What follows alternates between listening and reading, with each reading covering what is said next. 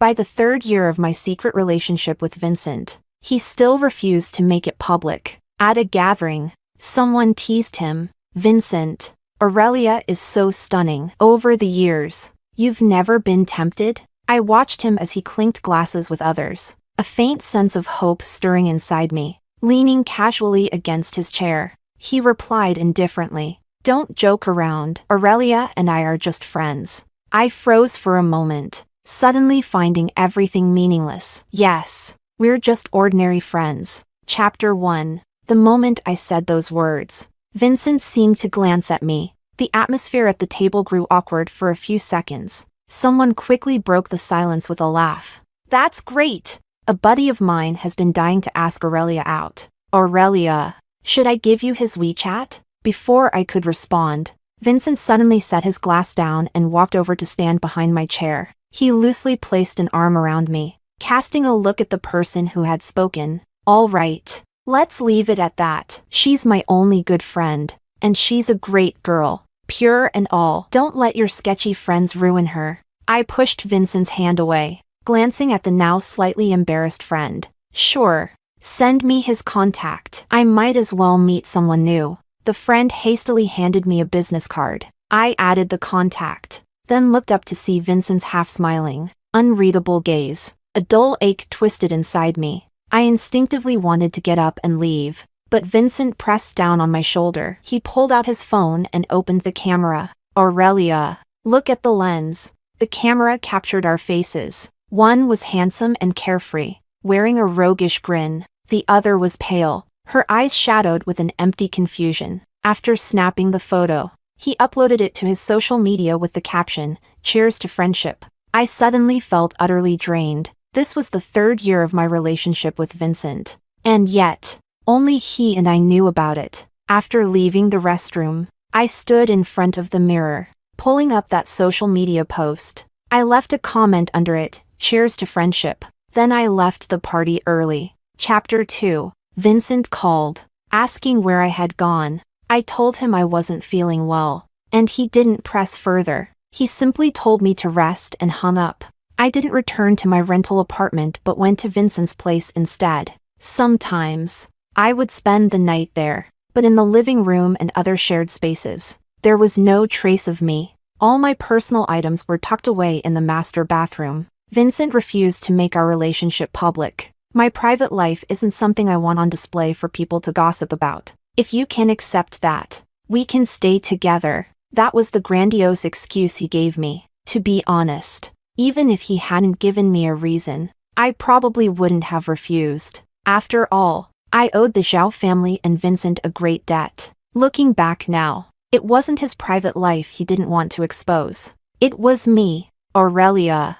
I unlocked the door with my fingerprint and went straight to the master bedroom. But as I passed through the living room, I spotted a strawberry bear plush on the couch. I hadn't bought that toy. Something so childish obviously didn't belong to Vincent either. It hit me then. That social media post tonight, he must have shared it for another girl to see. Oddly, I didn't feel much sadness. After packing up my things from the master bedroom, I removed the necklace I'd been wearing for 3 years. The pendant was a ring, Vincent's gift to me, but in 3 years, I had never once worn it openly. Since it was something so inappropriate, there was no point in keeping it anymore. Chapter 3. On the third day after I left for City B, Vincent called me. I didn't answer. About half an hour later, he sent me a text. "I'll hold on to the ring for 3 days." I understood what he meant. In the past, we'd had our share of disagreements. He always opted for a cold, hands-off approach, and in the end, I would quietly resolve my feelings on my own. Over the years, we had gone from college life to the working world. I had followed him, step by step, from Shanghai to settling in Beijing. Before, I never considered giving up, but now, I was truly exhausted. I replied, "No need to keep it, throw it away." Vincent didn't respond after that. I stared at the chat screen for a while, then I blocked him. Chapter 4. Vincent didn't look happy. He poured himself another drink and downed it in one gulp. Someone brought her up again. My buddy seemed serious about her this time. He even called me in the middle of the night. saying he really likes her. Vincent suddenly set his glass down. She won't agree to it. Tell him not to waste his time. Vincent, how do you know Aurelia won't agree? Vincent lowered his head, scrolling aimlessly on his phone. Because Aurelia already has someone she likes him to death. Not your buddy. Not even a god would stand a chance. After saying that, he grabbed his pack of cigarettes and left the room, shutting the door behind him. He left the noise and chatter behind. Lighting a cigarette, Vincent unlocked his phone again. The conversation still hung on Aurelia's last message. Throw it away. He took a hard drag from the cigarette, but the frustration still gnawed at him. With a bitter laugh, he typed out a sharp reply, "It's already gone." But the message failed to send. The red exclamation mark stood out starkly on the screen. She had blocked him. Vincent froze for a second, then let out a sarcastic laugh. Well, this was new. Aurelia, for once, was really trying to stand her ground against him. Fine. This time, he'd see how long she could keep it up. Chapter 5. Time flew by in City B. In the blink of an eye, a week had passed. The night before I was set to return to Beijing after my vacation, I went out with some friends. That was when I ran into an old acquaintance from high school. When Cashin entered the room, dressed in a black business suit that accentuated his tall and elegant frame. Both of my girlfriends nudged me at the same time, laughing playfully. I felt a little flustered. Maybe it was the alcohol, it had made my cheeks warm. But Cashin's gaze landed on my face, direct and unrestrained. Aurelia, it's been a long time. I stood up quickly. Good to see you again, Cashin. After Cashin took a seat, one of my girlfriends tugged lightly at my sleeve. Aurelia, I only posted on my social media that you were in town for a break. Cashin liked it immediately that day. He's been living abroad for years, rarely comes back. And tonight, he's definitely here for you. I glanced at Cashin instinctively. He was slightly turned, speaking to a friend seated beside him. From this angle, I could see the sharp, smooth line of his jaw. Back in school, he'd always been reserved, a man of few words. Now, his mature demeanor carried an air of depth and intimidation. I quickly looked away and shook my head. He just said he was passing by. As if that's a coincidence. I don't believe it. When the gathering ended, Cashin offered to take me home. Before I could refuse, my two friends conveniently disappeared. Cashin hadn't been drinking, so he didn't call for a driver. Halfway back to the hotel, I got a call from a friend in Beijing. Aurelia, let's get together tomorrow night. Vincent's bringing his new girlfriend to meet everyone. It's his first time. I don't think I'll make it back in time. You guys go ahead. Don't say that. Vincent specifically asked for you to come. You're his best friend. I stared out of the car window at the glittering city lights flashing by, a faint smile tugging at my lips. We're just ordinary friends. It doesn't matter if I'm there or not. Aurelia, if there's nothing else, I'll hang up now. Without waiting for a response, I ended the call. Another call came in, but I didn't answer any of them. Gradually, my phone fell silent. The car came to a stop. Cashin turned to me. Aurelia, we're here. I didn't look at him, my gaze still fixed on the cityscape outside the window. The dazzling, hedonistic lights stung my eyes. Inside my chest, there was only a numb emptiness. Cashin. I caught my own reflection in the glass, lost and hollow-eyed. And then the words slipped out. Do you want to come up? Chapter 6. The moment the door to the room closed, Cashin cupped my face and kissed me deeply. His kiss was heavy, intense. Panic rose within me as I tried to bite him, but he caught my tongue instead. My mind went blank, as though it had exploded. My legs turned to jelly. Cashin held me firmly, pressing me against his chest. I caught a faint whiff of cedarwood, tinged with a subtle hint of tobacco. It was intoxicating. When he leaned in again, I didn't push him away, but what followed was not quite what I expected. Cashin, your hands are too rough. This isn't right. You're hurting me. Cashin, do you even know what you're doing? Sorry. Aurelia, have you never had a girlfriend before? He paused, his breath heavy, a bead of sweat dropping onto my chest. It seemed to take all his willpower to hold back. In the dim light, His chiseled features were shadowed with a mix of frustration and restraint. He seemed to smile, or maybe I imagined it. That's right. After being rejected once, I never dated again. I froze. The words hitting me like a jolt. Memories long buried came rushing back. Back in school, I had indeed turned him down. It wasn't that I hadn't felt anything for him back then. It was just, fate had other plans. Aurelia, shall we try again? Cashin brushed aside the damp strands of hair clinging to my forehead. In his dark eyes, I saw myself reflected, strange and unfamiliar, yet shy. This time, everything felt different. I clung tightly to his arm, my fingertips digging into his solid muscles. He suddenly leaned down, his movements gentle but firm, as he kissed me deeply. When it was all over, I was so exhausted that I couldn't even lift a finger. Cashin brought me half a glass of water. I drank it groggily, then closed my eyes in weariness. As I drifted off, I felt his hand holding mine. Cashin? A soft, tender kiss landed on my brow. Aurelia, good night. Chapter 7. The young woman sitting next to Vincent was stunning, the kind of beauty that immediately drew the eye. But somehow, she lacked the lasting allure of Aurelia. That seat used to belong to Aurelia. Now, with someone new in her place, the group couldn't help but feel a little unsettled. Still, this was Vincent's first publicly acknowledged girlfriend. Everyone made an effort to be warm and welcoming. Aurelia really couldn't make it back this time. Yeah, City B is so far away, it's understandable. Vincent, should we start without her? The woman beside Vincent asked curiously. Who's Aurelia? He gave a faint smile. Just a friend. Well, let's invite her next time then. I'm starving. All right. Let's eat. Vincent reached for his wine glass as the atmosphere gradually grew lively. He drank enough to feel a little buzzed. The woman beside him, after a bit of wine, became even more radiant and charming. The group's laughter and jokes filled the air. Vincent told himself it didn't matter. She wasn't here, but the world kept turning. Women, friends, they still surrounded him, with or without her. Life went on. Man, what's with all the big announcements today? Who else announced something?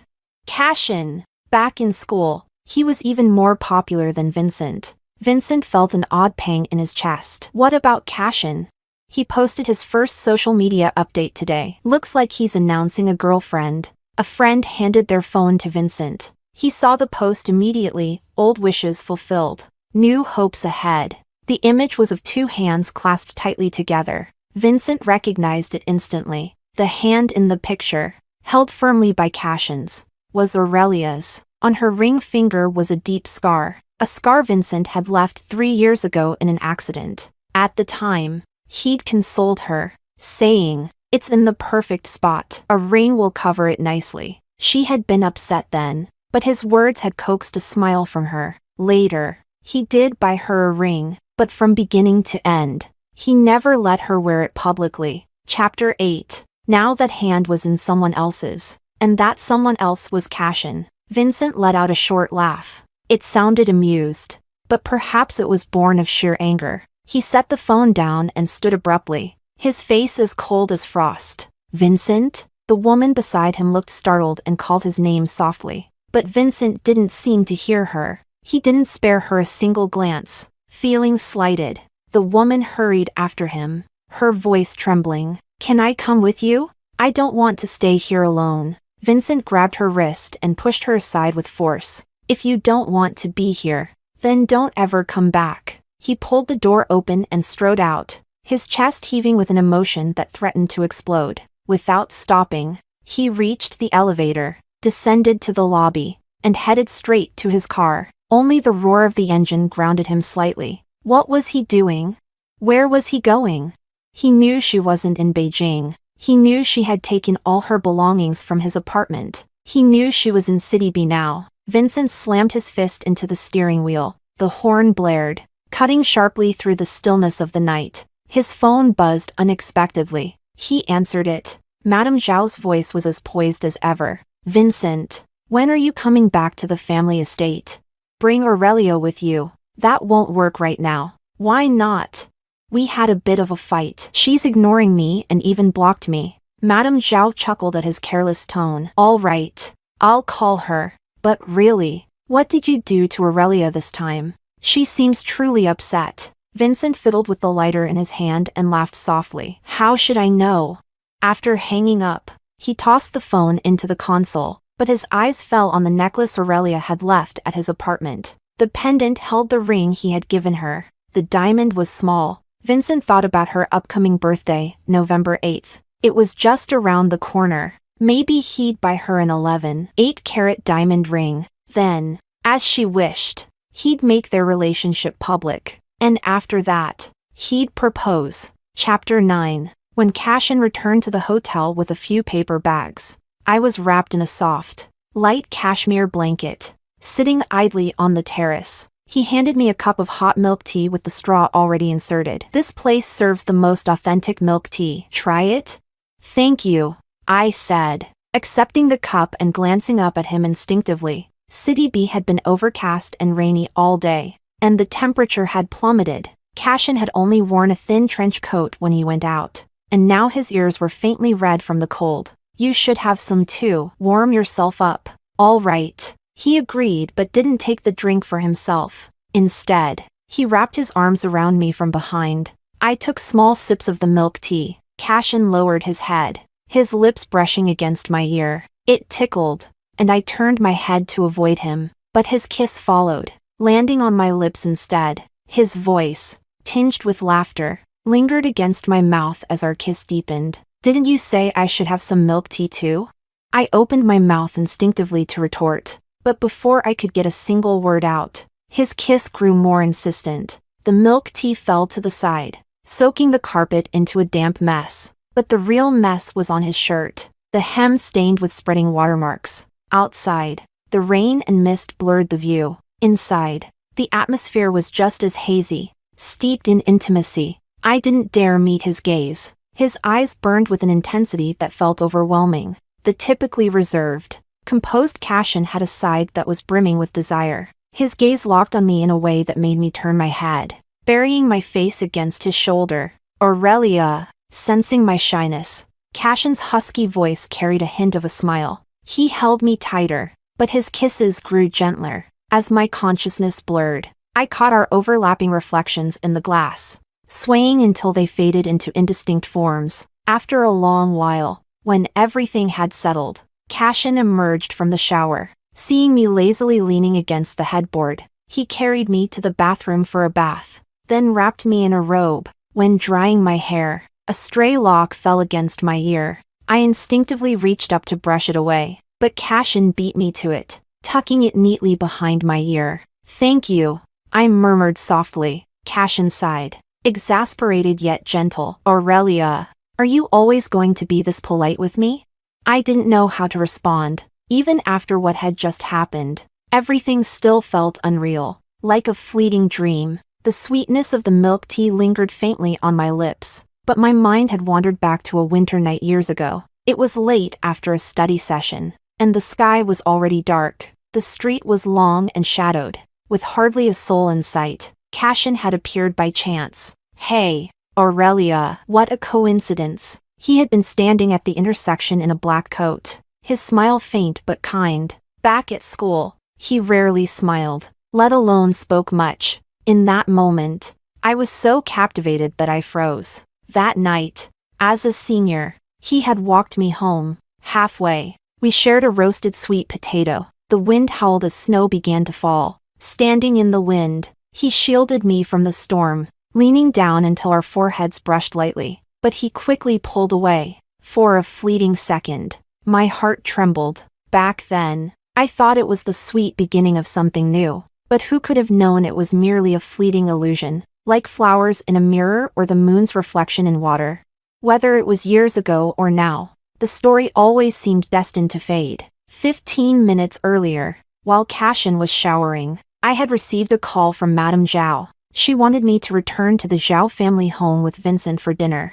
I declined initially, but then she mentioned Vincent's father. He had returned and wanted to see me. At the mention of his name, my chest tightened, and a deep fear crept in. I felt like a fugitive caught in the light, trembling and frozen. Even after the call ended, I couldn't shake the feeling. Years ago, just as my feelings for Cashin had begun to bloom, Madame Zhao's call had changed everything. That call had completely altered the course of my life, and those tender feelings had withered before they could take root. Now, as fate's wheel turned once more, it toyed with me mercilessly. I felt like a pathetic coward, unable to let Cashin glimpse even the shadows of my shameful past. Chapter 10. Cashin. I took a deep breath, forcing a light and casual tone. What is it?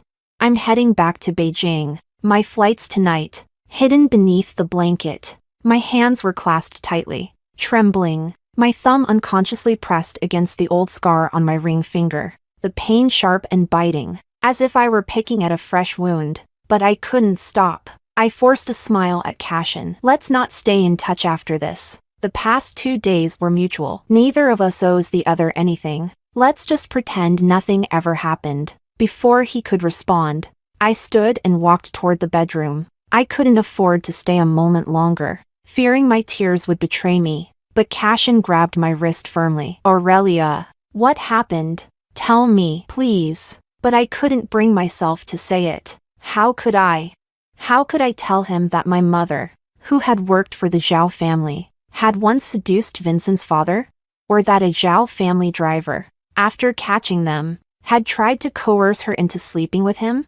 And when she refused, the driver, in a drunken rage, lost control and ran her down with his car. Vincent's parents had nearly divorced because of it. I had become an orphan, and yet, Madame Zhao, disregarding the past, had taken me in and supported me through school. She had even hired lawyers to win my mother's case, ensuring that the driver was convicted of intentional homicide. Her kindness weighed heavily on me, like a debt I could never repay. Back then, Vincent had never blamed me for what happened. On the contrary, he had always treated me well. If not for the past 3 years of our clandestine relationship, perhaps we really could have stayed friends for life. But now, none of us could go back. Chapter 11. I broke free from Cashin's grasp. I could feel his gaze on me, burning with intensity yet laced with pain, enveloping me entirely. But I didn't have the courage to meet his eyes. Nothing happened. I just need to go back. Back to where? Cashin gently pressed my shoulder, his hand sliding down my arms before pulling me tightly into an embrace. He buried his face in the curve of my neck. Don't go back. Aurelia, he doesn't treat you well at all. His grip tightened, as if he wanted to merge me into himself. Don't go back to him, even if it's not me. It shouldn't be him. My tears fell silently, soaking into his shirt. Cashin, I didn't know how to explain it to him. There was no future for Vincent and me, but the tangled mess between me and the Zhao family could never be unraveled. I didn't want to hurt Cashin. Deep inside, I resisted letting him know about everything that had happened to me. It was too ugly, too unspeakable. It's late. I need to catch my flight. I gripped his arm, slowly but firmly pushing him away. His eyes were red, and mine were brimming with tears as well. But I still forced a smile. Cashin, take care of yourself. He didn't reply, only reached out to gently wipe away the tears at the corners of my eyes. If you're unhappy in Beijing, tell me anytime. I nodded firmly, trying to muster another smile, but no matter how much I tried, the tears wouldn't stop. Chapter 12. Winter in Beijing was bitterly cold. The moment I stepped off the plane, a chill made me shiver, and I quickly tightened my coat around me. As I followed the crowd outside, I spotted Vincent immediately. He was tall, and his striking features were impossible to miss. Mom told me to pick you up. He walked over, grabbed my suitcase, and turned to leave without another word. After a few steps, he glanced back, throwing a curt remark over his shoulder. It wasn't my idea. I smiled faintly, my expression otherwise blank. Thanks. Vincent seemed to grit his teeth. He turned back, dragging the suitcase as his long strides carried him ahead. I didn't quicken my pace, choosing instead to walk leisurely at my own speed. By the time I reached the car, he had already loaded my luggage and was standing by the passenger side. He gave me an impatient look. Hurry up. I've got plans tonight. Instead of getting into the passenger seat, I opened the back door. Aurelia, Vincent's expression darkened, colder than Beijing's winter sky. I met his gaze calmly. Isn't the passenger seat reserved for your girlfriend? He laughed bitterly, slamming the door shut. You're unbelievable. Fine. Sit wherever you want. We didn't speak the entire drive. When we arrived at the Zhao estate, I looked up at the grand, brightly lit house. My legs felt like they were weighed down with lead, every step heavy and reluctant. Vincent stopped as well. In the twilight, he looked down at me, his tone dripping with disdain. What are you afraid of? He's not going to eat you alive. I wasn't afraid. I just didn't know how to face him, or, more precisely, how to face the man I once called Mr. Zhao. Fine, I'll leave early, and you can come with me. Vincent started walking toward the house, but I remained rooted in place. He turned back, clicking his tongue in frustration. What are you standing there for, Aurelia? Get over here. He gestured for me to follow. That motion was so familiar, just like the countless times he'd waited for me after school. Suddenly, a weight lifted from my chest. Maybe being just friends wasn't so bad after all. I smiled at him. Coming. He froze for a moment, then inexplicably glared at me, but his pace slowed down. Dinner was uneventful. Mr. Zhao's health had been poor in recent years, prompting him to consider staying in Beijing long-term. Madame Zhao remained indifferent to the idea. Their relationship had reached a breaking point, with neither warmth nor conflict remaining. And yet, that cold silence was the heaviest weight pressing on my heart. After dinner, Mr. Zhao called Vincent to the study, but Vincent stormed downstairs less than half an hour later, grabbed my wrist, and pulled me out of the house. As we left, I couldn't help but glance back. Under the warm glow of the lights, Madame Zhao's face was stoic, devoid of any expression. For a moment, my chest tightened in fear. Over the years, I had spent much time with her while living in the Zhao household. She had always been kind and gentle, but this was the first time I had seen such a chilling look on her face. Before I could dwell on it, Vincent shoved me into the car. His fury was palpable as he drove recklessly back to the apartment. When we arrived, he ordered me out of the car with a sharp tone. I had already decided I wasn't going back to that apartment. Just like our clandestine relationship, I had left it behind. I wasn't going to take it back. Not for anything. Aurelia, get out. I'm not going up there with you. I unlocked my phone, holding it firmly as I looked at him through the car door. If you force me, I'll call the police. Then call them. He leaned in, his voice dripping with sarcasm. And while you're at it, ask if it's illegal for a boyfriend to take his girlfriend home. Vincent, we're not together anymore. I never said we broke up. Is there any point to this?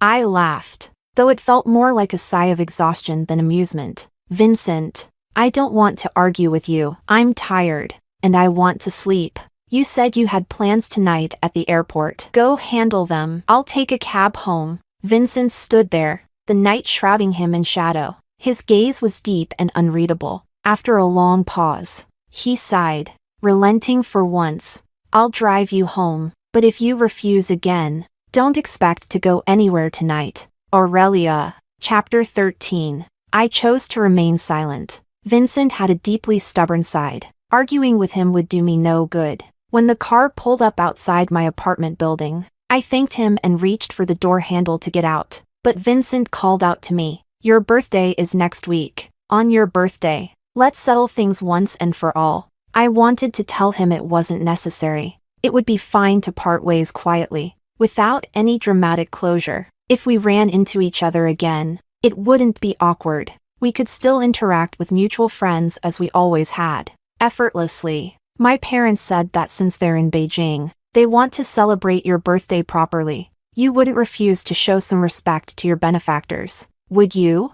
With that, I had no reason left to refuse. All right, whatever you want, I said. Stepping out of the car, Vincent didn't linger, turning the car around and driving off. The winter night wind was bitterly cold. After just a few steps, the chill had pierced through me entirely. I bowed my head, tightened my coat, and quickened my pace toward the entrance. As I neared the building, I saw a tall figure standing in the shadows cast by the streetlights. The orange glow stretched his silhouette against the ground. Cashin stood there in a thin trench coat, braving the freezing Beijing wind. I didn't know how long he had been there. I stopped in my tracks, staring at him in disbelief. Cashin?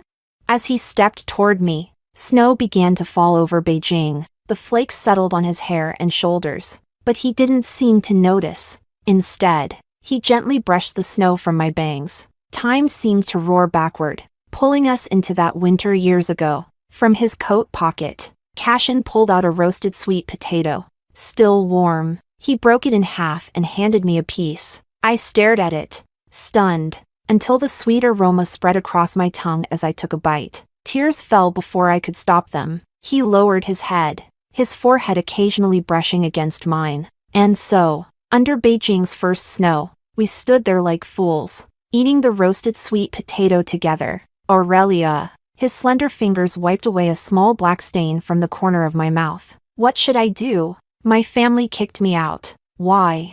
My parents said the Gu family has never raised an irresponsible man in generations. And now, I'm the black sheep who doesn't have a home to return to. He was smiling, but his eyes betrayed no hint of humor. I felt a faint ache in my chest, a sourness spreading rapidly. Perhaps the snow was falling harder, making my vision blur. But Cashin, I don't need you to take responsibility. Anne. I'm not even. The rest of my words were swallowed by Cashin's kiss. His lips were cold, likely from the snow melting on them, but his kiss was searing, nearly melting me like snow into water. Aurelia, you know, I love you. I don't care about any of that. He cupped my face and kissed away my tears. Tonight, I made a bet with myself. If you didn't come back, I'd try to convince myself to let go and stop bothering you. But if you came back, then this time, no matter what, I won't let you go. His gaze burned into me, yet deep in his eyes, there was a faint flicker of joy. That joy was so timid, so fragile, that I couldn't bring myself to break it. Chapter 14. As soon as we reached the entryway, Cashin kissed me again, while helping me remove my coat and scarf. He pulled me into his arms, his hands clasping tightly around my waist. Our bodies pressed together, fitting seamlessly. I noticed his uncharacteristic urgency, a side of him I hadn't seen before. Cashin, you seem impatient. His long fingers tugged up the hem of my cashmere sweater slightly. The rough pads of his fingertips grazed the soft skin at my waist. His warm palms clamped around my waist, pulling me even closer against him. His kisses were heavy and deep. I closed my eyes, rising on tiptoes to meet him. Take it easy, Cashin. We have all night. He looked down at me and smiled. For the first time since we reunited, I saw a genuine smile in his eyes. Cashin intertwined his fingers with mine, guiding them lower. Aurelia, then let's agree, every single second of this night, not a moment less. That night, the snow fell endlessly, and it melted endlessly too. Chapter 15. Vincent was the ultimate rich kid. His life was a constant swirl of indulgence, lavish parties, endless friends, and never a dull moment. But these past few days, time seemed to drag unbearably. The amusements that once consumed him felt hollow, tasteless. In the private room he always reserved on the top floor of the club, his friends were engrossed in billiards and poker, the air buzzing with their laughter and banter. But for Vincent, a suffocating boredom spread, an itch he couldn't scratch. As if he couldn't bear another second of this, he tossed aside the pool cue and walked to the floor-to-ceiling windows with his phone in hand. The moment he unlocked his screen, a message came through. It was a set of photos. The images weren't high quality, but the subject was unmistakable. In the chaos of a crowded supermarket, Aurelia and Cashin stood before a shelf full of goods, smiling at each other. In one, Cashin's arm was around her waist, and in her body language, there wasn't even a hint of resistance. Vincent's eyes narrowed, hardening. The photo of their clasped hands before had made him laugh it off, dismissing it as nothing. But these photos were sharp blades, slicing through him, carving out a chunk of flesh he didn't even realize was gone until he was bleeding. As a man, one who knew what it meant to truly possess someone, he could see it clearly. They had a physical relationship, and it wasn't just once. Vincent caught his reflection in the window, red-rimmed eyes, veins bulging, a face twisted with something close to rage. He struggled to keep it together but couldn't stop himself. The phone in his hand crashed to the floor, shattering into pieces. The lively chatter in the room screeched to a halt. Everyone turned to him, startled and uneasy. But Vincent forced himself to calm down, smoothing his expression and tone as he addressed them. "Carry on. Don't stop." With that, he strode toward the door. "I'm stepping out for a bit. Don't wait up for me tonight." The door closed behind him, shutting out the noise. The hallway was empty. Vincent walked until he saw a staff member. "Give me your phone." The server hesitated, confused but obediently handed over their phone. Vincent dialed Aurelia's number. How long had he known her number by heart? He couldn't remember. It didn't matter. What mattered was hearing her voice, seeing her, taking her away from Cashin, the man who had stolen her away with nothing more than a roasted sweet potato. But Aurelia hung up the moment she heard his voice. When he called again, she didn't answer. Vincent lit a cigarette, clenching it between his teeth. He sent her a message. "Don't make me come find you." The third call, she picked up. She must have stepped away from Cashin, afraid he might overhear. Her voice was hushed, almost guilty. Vincent's heart pounded, his blood boiling, consuming him from the inside out. "Aurelia, tell Cashin you were just fooling around, that it was impulsive. Tell him you don't like him and never could. Tell him to go back abroad. I'll pretend none of this ever happened. I'll forgive you, this once, the only time." Chapter 16. On the other end of the line, there was silence. It stretched for what felt like an eternity, every second suffocating Vincent. He could hear his own breathing, his heartbeat, hammering like a drum. Finally, she spoke. "That night in City B, maybe it was impulsive, but this isn't. I liked him in high school, and liking him again now seems perfectly normal. And Vincent, we're just friends. Friends don't have the right to interfere in each other's personal choices. When I was with you, I never had your acknowledgement. Now that I'm with someone else, whatever I do is none of your concern, and I certainly don't need your forgiveness. Vincent, move on. Let's part ways on good terms." She hung up before he could respond. Vincent gripped the phone, frozen in place. Outside the window, the snow was falling in thick, endless sheets. Last year, there had been snow like this too. That time, Aurelia had been at his place. They had cooked hot pot together, eating until they were full. Afterward, she curled up on the couch to watch a drama while he lay with his head on her lap, drifting off to sleep. As he dozed, she had stolen a kiss. He had pretended not to notice, but a faint sweetness had lingered in his heart. Aurelia resembled her mother, strikingly beautiful, the kind of beauty that men wanted to keep, to marry. But back then, while he had been drawn to her, he couldn't shake his disdain for her background and the ugliness of her past. From the start, he had told her their relationship would never be public, could never be public, because deep down, he didn't want to be the subject of his friend's private jokes. Her mother seduced his father, and now Aurelia's got him too. Like father, like son, it wasn't something he could be proud of. So even as he fell for her, sometimes obsessively, he always reminded himself she wasn't someone he could marry. He thought he had everything under control. After all, the Zhao family had given her so much. She would never defy him. She had always been obedient, compliant. 3 years had made him forget that she had once been a bold and spirited girl, unafraid to let go when necessary. Now, she didn't want him anymore. Cleanly, decisively, leaving no room for retreat. Just as he had wanted, they were just friends, for the rest of their lives. Only friends. Vincent reached into his pocket and pulled out the small velvet box he carried everywhere. The 11.8-carat diamond ring was meant to be her birthday gift tomorrow. Now, it sat in the box, glittering brilliantly, mocking him. Vincent handed both the phone and the ring box to the server. "Thanks for letting me borrow your phone. And the ring, I won't need it anymore. It's yours." His tone was calm, even gentle for once. The server stared at him in shock, stammering in refusal. But Vincent had already turned and walked away. Chapter 17. On my birthday, I made plans with Cashin. I promised him that after I returned from the Zhao family, we would celebrate together,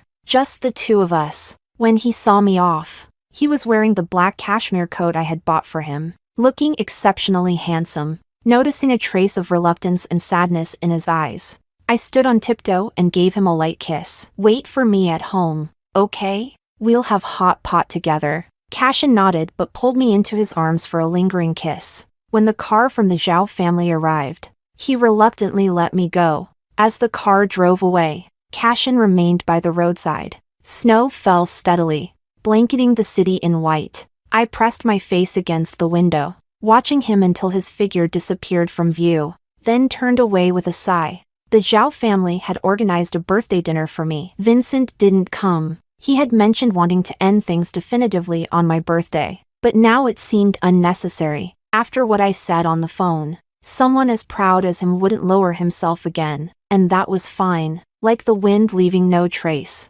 we returned to being true friends. When I got out of the car, I immediately felt something was off about the Zhao family estate. The quiet was unnerving. Even the usual bustle of servants was absent. A vague sense of fear crept into my heart. For some reason, Madame Zhao's grim and sinister expression from the other day flashed through my mind. I stopped in my tracks and pulled out my phone, dialing Cashin. I let the call ring 3 times before hanging up. It was a signal we had picked up from a show we watched together, a way to indicate uncertainty or potential danger. Cashin would understand. And he would come. Chapter 18. A servant escorted me to the main house and left me there. Madame Zhao was seated on the sofa, wearing an elegant frost-colored cheongsam. When she saw me, she smiled warmly and waved me over to join her for tea. Her dignified and gentle demeanor was unchanged, her face full of maternal kindness. For a moment, I doubted myself,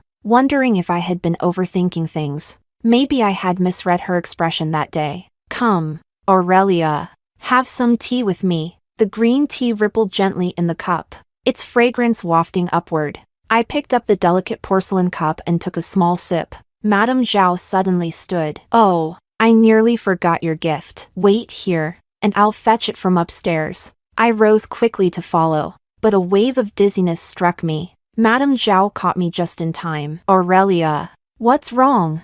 You don't look well. Let me help you to a room to rest. It's the same room you stayed in before. It's always been kept ready for you.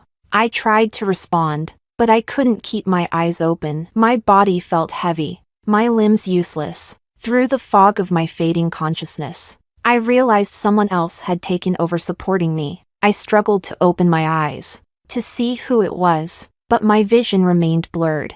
Then, a familiar voice broke through the haze. Aurelia, you're even more beautiful than your mother was at your age. Mr. Zhao?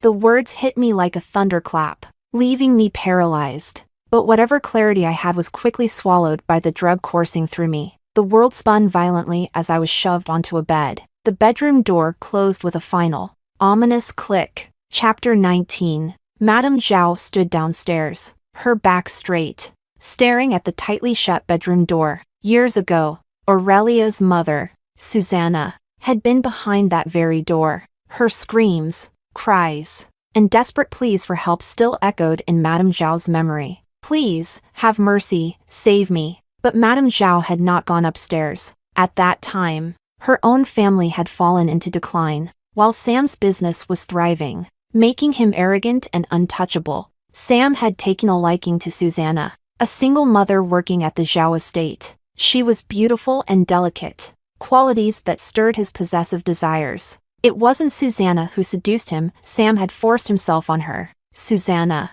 timid and weak, had initially resisted, even threatening to report him. But Sam had threatened her daughter, Aurelia, and Susanna had quickly given in. Madame Zhao had watched as her husband became more and more obsessed with Susanna. She had hated, resented, cried, and raged. But in the end, she had endured, swallowing her tears with blood. The Zhao family's driver, a distant relative of hers, had been the one to carry out Susanna's death. Madame Zhao had orchestrated it. Sam likely figured it out afterward. He had been furious, hitting her in his rage. But for the sake of Vincent and the Zhao patriarch's orders, Their marriage remained intact. Even though they had become bitter enemies, Susanna was dead. To preserve the Zhao family's reputation and her dignity in front of her son, Madame Zhao had twisted the truth. The victim became a shameless woman of ill repute. The murderer, though heavily sentenced,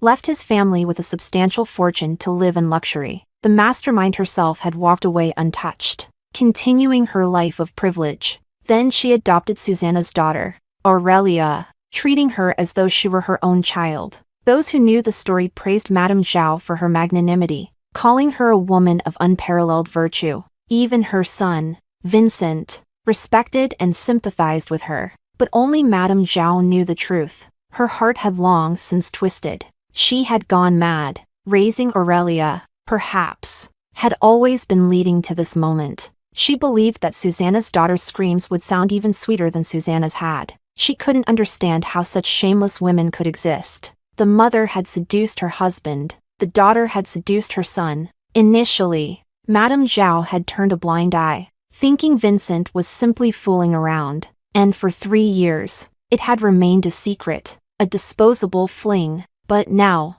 Vincent wanted to marry her. Even Sam seemed unable to let go of Aurelia, and so Madame Zhao had made her choice. If Aurelia wanted to die, Madame Zhao would not stop her. Chapter 20. Suddenly, the piercing sound of screeching brakes echoed across the estate. Madame Zhao snapped out of her thoughts. Turning sharply, Cashin and Vincent burst into the house almost simultaneously. Racing upstairs, the bedroom door was kicked open. Sam fell off the bed in a panic, disheveled and bruised. When the door swung open, Vincent froze in place. Cashin, take her to the hospital. He stood at the threshold, turning slightly, refusing to look inside. Cashin hesitated for a moment, surprised by Vincent's reaction, but quickly moved forward. He wrapped Aurelia in his coat, cradling her tightly in his arms as he carried her out. She was still unconscious. Cashin covered her as much as he could, shielding her from the cold. Vincent glanced at her briefly, then turned his face away. From under the coat, Aurelia's hand hung limply. Vincent saw the scar on her ring finger, a familiar mark from years ago. But there were new wounds now, bruises and cuts. Her nails broken and bleeding. He couldn't bear to look a second time. The house was silent, deathly silent. It was as if an invisible force had wrapped itself around his heart, suffocating him. Vincent wasn't sure how he made it downstairs. Madame Zhao called his name several times, but he didn't seem to hear her. He walked through the living room and out into the garden, moving like a lifeless shell. He wandered until he stopped. Heavy snow fell, blanketing the entire world. Vincent stood there, letting the snow cover him, until he was completely buried under its weight. Then, his knees buckled, and he collapsed into the snow. The truth hit him like a cruel revelation. What he despised was himself. What he had looked down on should have been his own reflection. The one who truly didn't belong wasn't Aurelia. It was him and the entire Zhao family. For the first time, he felt grateful that the world believed Aurelia had never been with someone like him. Even he was disgusted by the blood running through his veins. Chapter 21. When I woke up, I found myself in a hospital bed. Cashin was sitting by my side, his bloodshot eyes lighting up the moment he saw me awake. Aurelia, you're awake? I nodded gently, my throat aching as if I'd swallowed a handful of charcoal. Are you thirsty? Cashin quickly stood up, mixed some warm honey water, and brought it to my bedside. He carefully lifted me, propping me up against his chest as he helped me drink. You can have some porridge later, he said softly. He touched my forehead lightly, then bent down to kiss me without hesitation. I instinctively looked at him, my gaze filled with unspoken questions. Before I could ask, he seemed to know what was on my mind. Nothing happened, he reassured me. Don't be afraid. After a pause, he added, actually, we owe Vincent this time. If not for him, we wouldn't have made it in time. Leaning against his chest, I slowly turned my face to look out the window. Is it still snowing?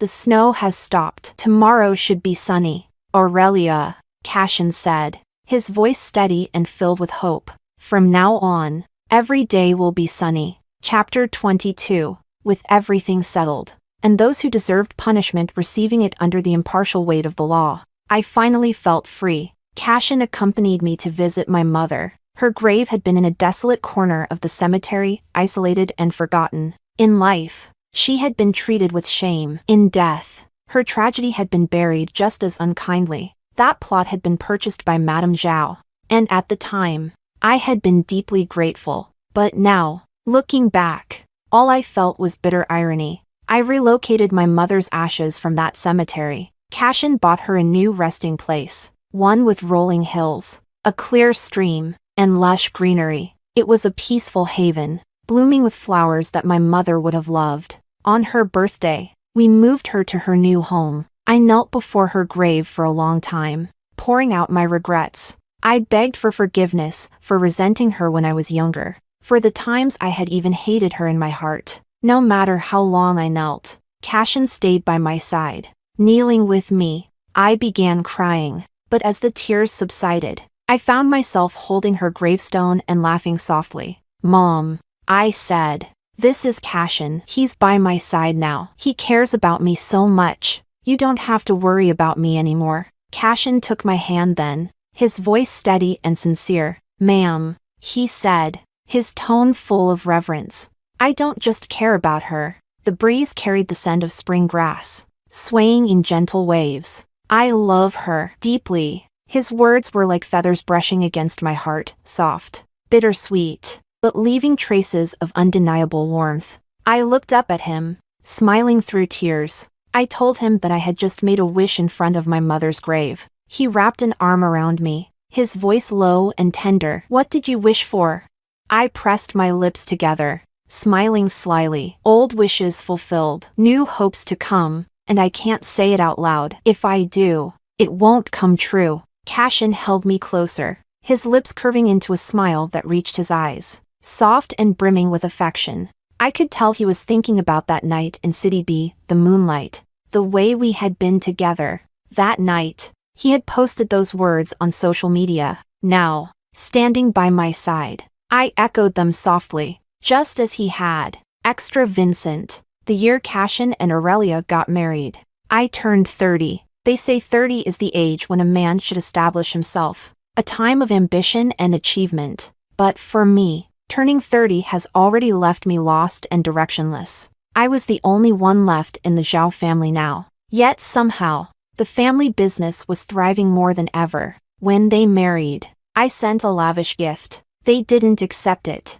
I even considered transferring some shares to Aurelia, a meager attempt to compensate her and her mother. But she refused, saying, "Everything my husband owns is already in my name. I don't need anything from you. If you have more money than you know what to do with, Mr. Zhao, perhaps put it toward charity." I listened. Almost half of my assets went toward charitable causes. The accolades poured in: awards, recognition, praise. But I didn't care about any of it. What I wanted was simple, almost within reach. For instance, on a sunny day, I could sit in Aurelia's garden, sharing tea with her, or when she cooked hot pot, I could join her at the table and have a bowl. But deep down, I knew those things would never happen. Once, she said we were just ordinary friends. Now, even being an ordinary friend felt like a dream too far. People often say words can become self-fulfilling prophecies. Why couldn't Aurelia's words have been one of them? Later, Aurelia had a daughter. I heard whispers about the Gu family, about their centuries-old traditions. I wondered, hoped, even, that they might prefer a son, that they might not treat Aurelia's daughter well. But why would they mistreat her? And why was I so despicable as to hope for that? When their daughter was just a month old, Cashin scheduled a tiny, routine surgery for her. It was so minor it shouldn't have been a big deal, but Aurelia cried over it anyway. When did she become so fragile, so prone to tears? When I was sick or injured, she never cried for me. Even when she hurt her hand, losing a chunk of flesh, she bore it without breaking down. That scar on her hand, it was for me. She got that scar protecting me. At the time, Aurelia had shielded me from a broken bottle without hesitation. She must have loved me once, but I threw her away. I lost her. I thought about the rings Cashin gave her. One of them was also an 11.8-carat diamond, yet she rarely wore it. What she wore most often was their wedding band, a simple, elegant Bulgari ring. She didn't bother to hide the scar on her finger. She wore it openly, without shame. After all these years, the only thing I had left her with was that ugly scar. When their daughter turned 3, I placed a large sum of money in a trust for her. When she turned 18, the funds would be hers. Everything else I owned, I donated. At 36, my zodiac year, people said a major trial would come.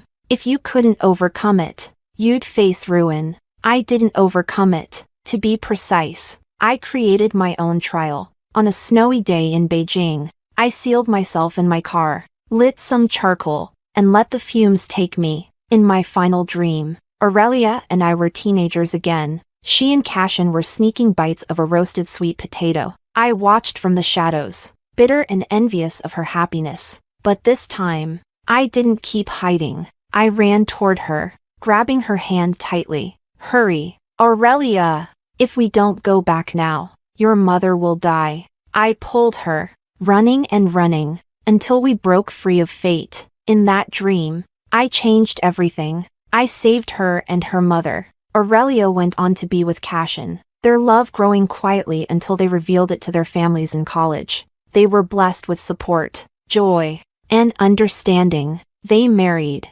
had their daughter, and lived a beautiful, peaceful life. And in that lifetime, I was nothing more than her ordinary friend. Only that, forever.